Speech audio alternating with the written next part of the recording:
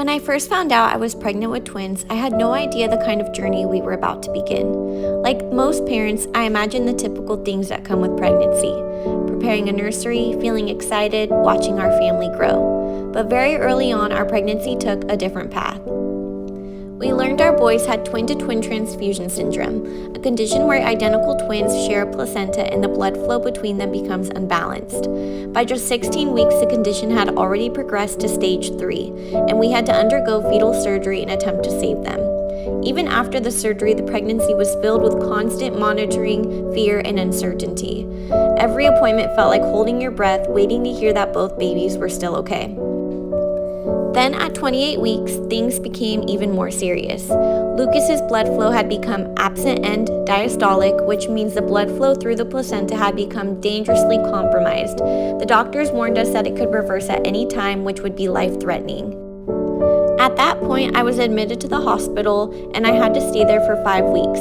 Those 5 weeks were incredibly difficult. I was away from my husband, away from my 2-year-old daughter, and living every day with the anxiety of not knowing what might happen next. But I was also incredibly lucky. Every single day, my husband and my daughter came to visit me in the hospital. Those visits meant everything to me. Seeing them walk into the room each day gave me the strength to keep going. They reminded me why I had to stay strong, why I had to keep fighting through the fear and uncertainty. During that hospital stay, I also developed preeclampsia, and my blood pressure kept getting worse and worse. Eventually, the doctors told us it was time. At 32 weeks and 6 days, our boys were delivered by C-section. Even though they were almost 33 weeks, they were incredibly small because of the severe growth restriction. Both of them were below the first percentile for size. Our first twin, Eric, baby A, was born weighing 2 pounds and 8 ounces. Our second twin, Lucas, baby B, just weighed 2 pounds.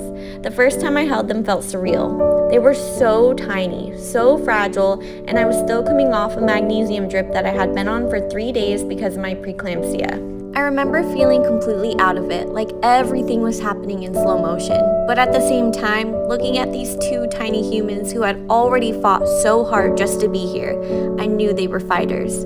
From that moment on, our lives became the NICU. Lucas had some breathing struggles early on that needed surfactant to help his lungs. He was tachypnic, which meant he was breathing really fast. His biggest challenges were gaining weight, regulating his body temperature, and learning how to eat. But Eric's journey quickly became much more complicated. He became very sick and was diagnosed with necrotizing enterocolitis, also known as NEC. His belly became extremely swollen and his condition worsened quickly. Before he could even be transferred for surgery, the doctors had to intubate him and place him on a breathing machine because his stomach had become so large that he couldn't breathe on his own. Seeing your newborn baby intubated for the first time is something I will never forget. He was so tiny, surrounded by tubes and machines, fighting so hard to stay alive. Shortly after that, he was transferred to Children's Hospital, Los Angeles for emergency surgical care. Watching your newborn baby be transferred to another hospital is terrifying. Everything happened so quickly and it felt like our entire world was spinning. Once he arrived there, he went into emergency surgery. During that surgery, doctors discovered that Eric also had ileoatresia, meaning a portion of his intestine hadn't formed properly. But even after the surgery, things were still very unstable. Fluid began building up in his abdomen, and his stomach kept getting bigger and bigger. Doctors discovered he had developed ascites, which is a buildup of fluid in the abdomen. They later found that the cause was portal vein thrombosis, a blood clot that was almost completely blocking the vein that carries blood to the liver. The swelling became severe. At times, his entire little body became extremely swollen from everything he was going through. As a mom, that was incredibly hard to see. Your instinct is to pick up your baby and hold them, but in those moments, I couldn't.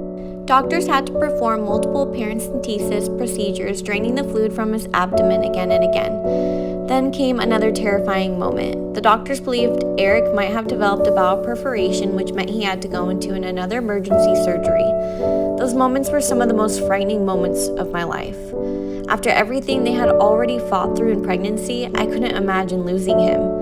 But during the surgery, the doctors discovered that it wasn't a perforation after all. Instead, they washed out his bowels to help him heal and placed a stomach drain to relieve the fluid buildup. And slowly after everything he had been through, he finally started getting better. By that point, Eric had spent an entire month intubated because of how large his abdomen had been.